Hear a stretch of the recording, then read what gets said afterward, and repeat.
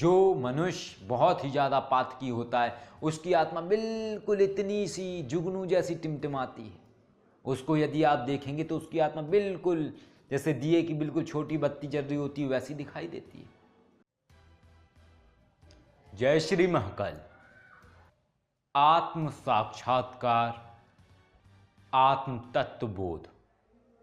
जब व्यक्ति लगातार साधनाएं, ध्यान और परम पिता को याद करता है तो धीरे धीरे जो उसका आत्म तत्व है वो बढ़ने लगता है। व्यक्ति के आत्म तत्व में बढ़ोतरी होने लगती है। तो सबसे पहली अवस्था जो मैंने बताई थी कि आध्यात्मिक शक्ति की सही शुरुआत कैसे करें, तो उसके विषय में जो मैंने बताया था कि किस तरीके से ध्यान करना चाहिए, किस तरीके से साधनाएं करना चाहिए और फिर किस तरीके से आपके अंदर जो आत्मिक ऊर्जा है उसका उदय होगा। जब व्यक्ति धीरे धीरे साधनाएं करता जाता है तो उसके अंदर आत्म तत्व का उदय होने लगता है और उसके जीवन में काफ़ी कुछ बदलाव आता है। बस उस बदलाव को व्यक्ति को स्वयं से समझना होता है। जैसे जैसे ध्यान साधना बढ़ती जाती है व्यक्ति की, वैसे वैसे व्यक्ति के अंदर बदलाव होते जाते हैं। तो सबसे पहले जैसा ध्यान किया जाता है, ओमकार का जाप किया जाता है, तो उससे व्यक्ति की जो आत्मिक चेतना है उसका उदय होने लगता है। इसके बाद व्यक्ति के अंदर वो आत्मिक ऊर्जा इतनी मात्रा में बढ़ जाती है कि व्यक्ति ध्यान के माध्यम से सूक्ष्म जगत की दुनिया देख पाता है। और जब व्यक्ति के अंदर ये क्षमता आ जाती है तब वो अपने अंदर होने वाले बदलाव को भी देख सकता है, शरीर के अंदर हो रहे बदलाव को भी देख सकता है व्यक्ति। और इसी तरीके से व्यक्ति आत्म साक्षात्कार कर सकता है, अपनी आत्मा के दर्शन कर सकता है। और जब एक बार व्यक्ति अपनी आत्मा के दर्शन कर लेता है तो उसके बाद व्यक्ति की स्थिति स्वतः ही बदलने लगती है। ये कोई एक दिन का विषय नहीं है। हो सकता है 10 साल भी लग जाएं, हो सकता है 5 साल भी लग जाएं और हो सकता है कि 1 महीने में ही हो जाए। ये तो व्यक्ति के ऊपर निर्भर है कि उसने मेहनत कैसे की। जिस प्रकार से व्यक्ति पढ़ाई में सफल होने के लिए जैसा लिखता है, जैसी मेहनत करता है, वैसा रिजल्ट आता है। तो उसी तरीके से ये विषय है, जैसा व्यक्ति करेगा उसी तरीके से उसको परिणाम आएगा, लेकिन बस सही सूत्र पता होना चाहिए। तो सूत्र मैं बता देता हूँ। जिस तरीके से मैंने आत्म साक्षात्कार किया था, जिस तरीके से मैंने सूक्ष्म जगत की दुनिया और अपने शरीर के अंदर हो रहे बदलाव को महसूस किया था, वो कैसे महसूस किया था, कैसे मैंने अपने अंदर हो रहे बदलाव को देखा था, वो मैं बता देता हूँ। यदि आप सही तरीके से करेंगे तो आप भी उस चीज़ को देख लेंगे और आपके अंदर भी स्वतः ही बदलाव होने लगेगा। यदि आप सही तरीके से नहीं करेंगे तो आपको हो सकता है कि 10 साल भी लग जाएं, या आप कह दो कि ऐसा कुछ होता ही नहीं। क्योंकि जिसने किया वो जानेगा, जिसने किया और नहीं हुआ वो उस चीज़ को नहीं मानेगा। तो ये व्यक्ति की जो स्थिति है उस पर निर्भर करता है कि वो किस तरीके से उस चीज़ को समझता है। लेकिन एकाग्रता होना बहुत ज़रूरी है। तो सबसे पहले ध्यान जरूरी है। जब व्यक्ति ध्यान का जो मैंने सही तरीका बताया था अपने पिछले वीडियो में कि आध्यात्मिक शक्ति की सही शुरुआत, तो उसी तरीके से सबसे पहले अपना ध्यान का जो अवस्था होता है उस तरीके से अपना ध्यान करें, ओमकार का जाप करें।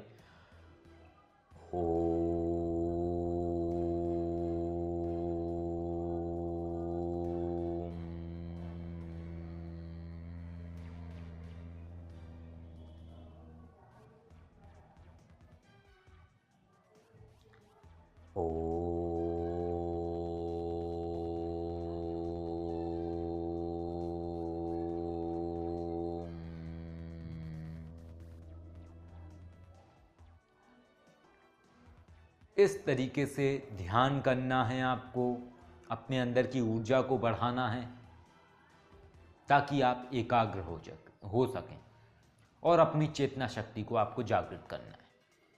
चेतना शक्ति का जो साकार स्वरूप है वो मैंने अपनी पुस्तक गुप्त रहस्य अनावरण में रहस्यमय देवी साधना में बताया हुआ है।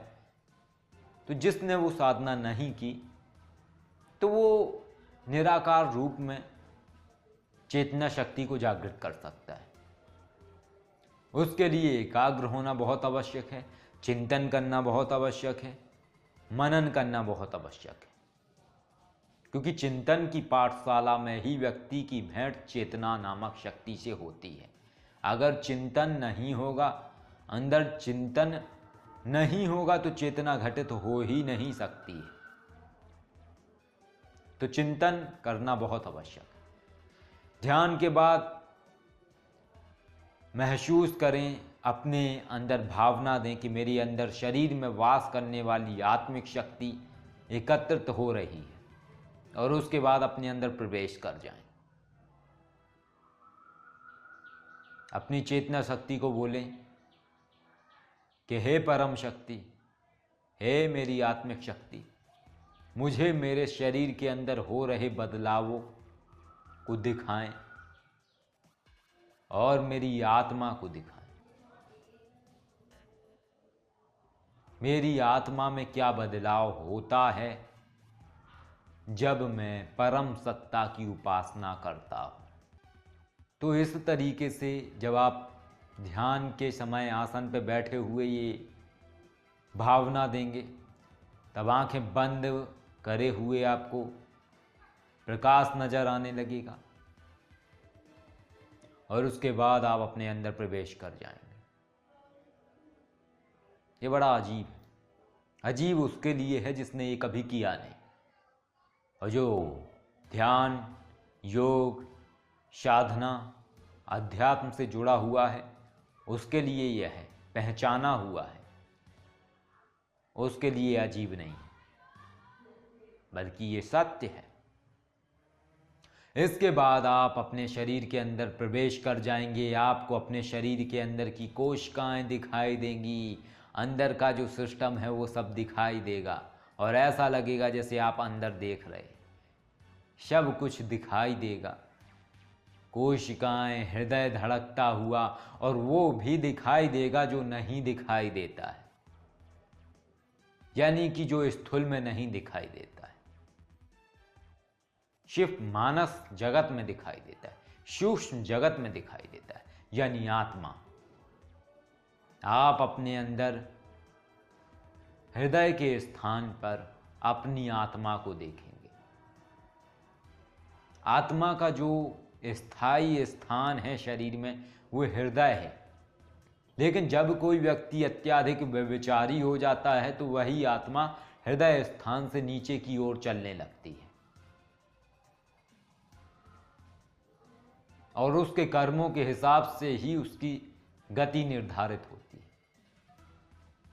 क्योंकि जब व्यक्ति देह त्यागता है तो उसकी आत्मा किसी भी द्वार से बाहर निकल सकती है, चाहे वो मुंह के रास्ते बाहर निकलें उसके प्राण, या नेत्रों के माध्यम से निकलें, या फिर ब्रह्मरंध्र यानी कि कपाल के चोटी के स्थान से बाहर निकलें, या यदि व्यक्ति बहुत ही ज़्यादा पातकी है, बहुत ही ज़्यादा व्यभिचारी है अपने जीवन में, तो उसका जो जीवात्मा है वो मल द्वार से भी निकलता है, क्योंकि उसके कर्मों के अनुसार ही उसके शरीर से जीवात्मा बाहर निकलेगी, और उस अवस्था में उसे असहनीय पीड़ा का सामना करना होता है। और जो व्यक्ति सही कर्म करता है, सही तरीके से कार्य करता है, तो उसकी मृत्यु बहुत ही सहज होती है, पता ही नहीं लगता है कि मृत्यु हो गई। तो आत्म साक्षात्कार का मैंने बताया कि आत्म साक्षात्कार के लिए ओमकार का जाप करने के बाद आपको ध्यान में बैठना होगा, बिल्कुल शांत, प्रवेश कर जाएं अपने अंदर, अपनी आत्मिक चेतना का आवाहन करें, अंदर से ही उसको आवाज़ लगाएं कि मेरी आत्मिक चेतना, मुझे अपने शरीर के अंदर प्रवेश करना है, मुझे अपनी जीवात्मा के दर्शन करने हैं।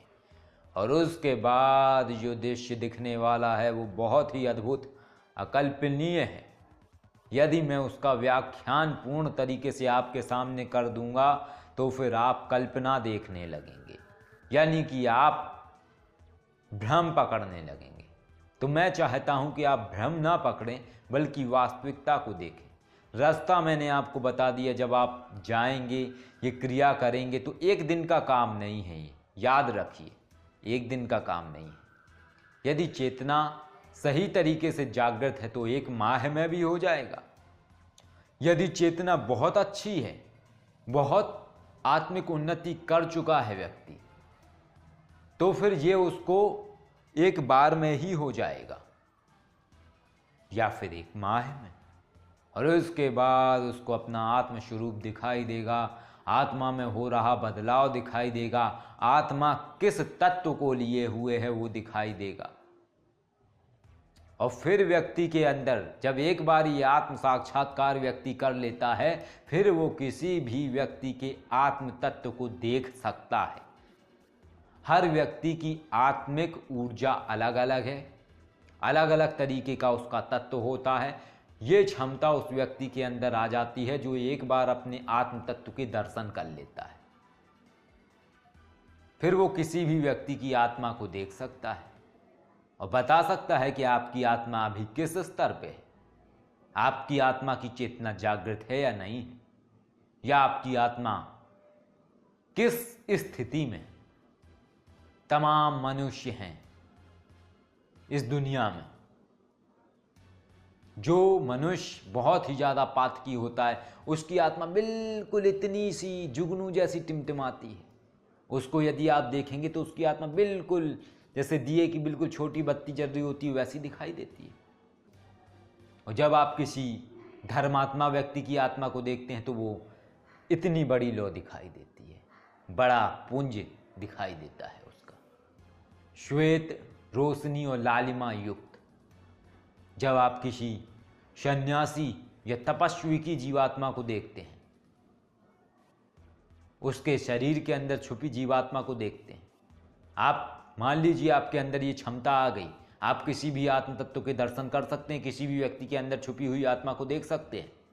तो जब आप किसी साधु संत को देखेंगे, यदि वो वास्तविकता में साधु है, छदम कपड़ों का रूप नहीं है कि कपड़ों से वो साधु दिख रहा है, वास्तविकता में यदि वो साधु है, आप उसके आत्म तत्व को देखेंगे तो इतना विशाल दिखाई देगा, बिल्कुल श्वेत पुंज होगा, वो बिल्कुल सफ़ेद रोशनी छोड़ रहा होगा और उसमें ध्वनि भी सुनाई देगी, ओमकार नाद सुनाई देता है, एक नाद गूंजता रहता है निरंतर। और ये नाद गूंजना भी जब शुरू होता है जब व्यक्ति एक स्थिति पार कर लेता है। तो ये है आत्म साक्षात्कार, आत्मा का रहस्य, आत्मा का गूढ़। और इतने सारे रहस्य हैं इस प्रकृति में कि जिसे समझना इतना सहज नहीं है। फिर कभी बताऊंगा शिव का एक गूढ़ रूप जो ब्रह्म रूप है, और आत्मा जिस तत्व से बनी हुई है उस तत्व को व्यक्ति के अंदर देते रहते हैं, वो महादेव जो ब्रह्म रूप है। महादेव के भी बहुत सारे रूप हैं, शायद ये बहुत कम लोग जानते हैं कि शिव का एक रूप ब्रह्म भी है, और वो गूढ़ रूप प्राणदाता है, जीवनदायी है। यदि वो गूढ़ रूप किसी को जीवन ऊर्जा ना दे तो व्यक्ति की जीवात्मा को शरीर छोड़ना ही पड़ता है।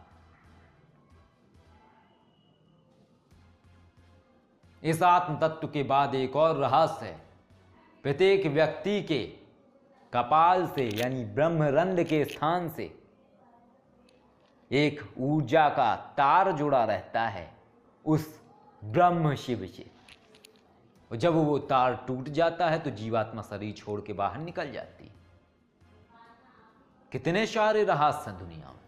हम समझते हैं कि शिव संहार के देवता है, हम समझते हैं कि प्राण लेने वाले महादेव हैं, रचना का दायित्व ब्रह्मा जी का, पालन का दायित्व विष्णु जी का, संहार के देवता महादेव। लेकिन इसमें भी एक गूढ़ है कि शिव का एक ब्रह्म रूप, जब वो अपने तत्व को देना बंद कर देते हैं व्यक्ति को, जब व्यक्ति का जीवन काल समाप्त हो जाता है, तो वो ब्रह्म ऊर्जा का वो जो तंतु, एक ऊर्जा स्वरूप तंतु निकला होता है और उससे जुड़ा होता है अदृश्य ब्रह्मांड में, उस परम सत्ता से वो टूट जाता है और टूटते ही जीवात्मा तुरंत बाहर निकाल के शरीर छोड़ देती है। ये रहस्य है, परकाया प्रवेश रहस्य का एक रहस्य ब्रह्म ऊर्जा भी है। जो योगी सिद्ध उस ब्रह्म ऊर्जा का संचय कर लेते हैं, जो निरंतर ब्रह्म स्वरूप शिव उस ऊर्जा को छोड़ते हैं, जब वो अपनी प्राण ऊर्जा को पूर्ण रूप से ले लेते हैं, तब उनकी जीवात्मा पूर्ण बन जाती है। यानी उसमें ये सामर्थ्य आ जाता है कि वो अपनी देह छोड़ के परकाया प्रवेश कर सकती है। इस ज्ञान को समझने के लिए उन विद्वानों से मिलना होगा जो परकाया प्रवेश रहस्य जानते हैं या जो परकाया प्रवेश कर लेते हैं। परकाया प्रवेश मुझे आता नहीं है, ना मैं कर पाता हूँ, लेकिन मैंने जब अपने आत्मशक्ति के माध्यम से इन रहस्यों को जाना, तब मैंने ये जाना कि परकाया प्रवेश विद्या का एक मार्ग ये भी है, शिव ब्रह्म ऊर्जा का संचय कर लेना। जब व्यक्ति शिव ब्रह्म ऊर्जा का संचय पूर्ण रूप से अपने शरीर में कर लेता है, अपनी जीवात्मा में कर लेता है, तब जीवात्मा स्व इच्छा से किसी भी देह में प्रवेश कर सकती है। तो ये रहस्य है आत्म साक्षात्कार के, अध्यात्म की दुनिया के। ये कोई तंत्र ज्ञान नहीं है, ये कोई मंत्र ज्ञान नहीं है। ये ज्ञान है वो ज्ञान जो परम सत्ता से मिलता है। ये ज्ञान है आत्म तत्व का। ये ज्ञान है अंदर घटित होने वाली स्थिति का, जो व्यक्ति के अंदर घटित होती है आध्यात्मिक मार्ग से जुड़ने के बाद। तो कोशिश करिए और सूक्ष्म जगत की दुनिया से देखिए उस संसार को जो दिखाई नहीं देता है। इस स्थूल जगत की दुनिया से, इस हाड़ मांस की आंखों से नहीं दिखता है, बल्कि उन आंखों से दिखता है जो अंदर हैं, जो बाहरी दुनिया से तोड़ के अंदर की दुनिया को दिखाती है। इस तरीके से आप आत्म साक्षात्कार कर सकते हैं, अपनी आत्मा के दर्शन कर सकते हैं। इस क्रिया को इस तरीके से करिए, अंदर जाने की कोशिश करिए, प्रवेश करने की कोशिश करिए, लेकिन विश्वास और धैर्य रखिए, क्योंकि विश्वास और धैर्य का होना बहुत आवश्यक है। नहीं तो ये क्रिया 15 साल करने पर भी हासिल नहीं होगी, ना कर पाएंगे इसको। यदि यकीन कर लिया, सही तरीके से अपना लिया इस चीज़ को, तो 1 माह में भी आप कर लेंगे। मैंने जो किया, मैंने जो अनुभव लिया, मैंने जो जाना, वो आप तक दिया, बताया, क्योंकि मैं भी एक निश्चित समय तक रहने वाला हूं इस दुनिया में। क्योंकि वक्त का और समय का कोई हिसाब नहीं होता है कि हमें कितनी सांसें मिली हैं या हम कब तक जीवित रहने वाले हैं। लेकिन ये जो शब्द हैं, ये जो बातें हैं, ये जो ज्ञान है, हो सकता है ये जो आप तक जा रहा है वीडियो के माध्यम से, ये लंबे समय तक संरक्षित रहे और सही व्यक्तियों का मार्गदर्शन करता रहे। ये ज्ञान उन्हें आसानी हो उस चीज़ को समझने में,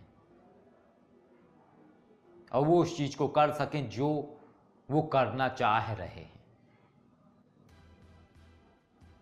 आशा करता हूँ वीडियो अच्छा लगा होगा। अगर वीडियो अच्छा लगा तो साझा कीजिए, चैनल अच्छा लगता है तो सब्सक्राइब कर लीजिए, अगर नहीं अच्छा लगता है तो अनसब्सक्राइब कर दीजिए।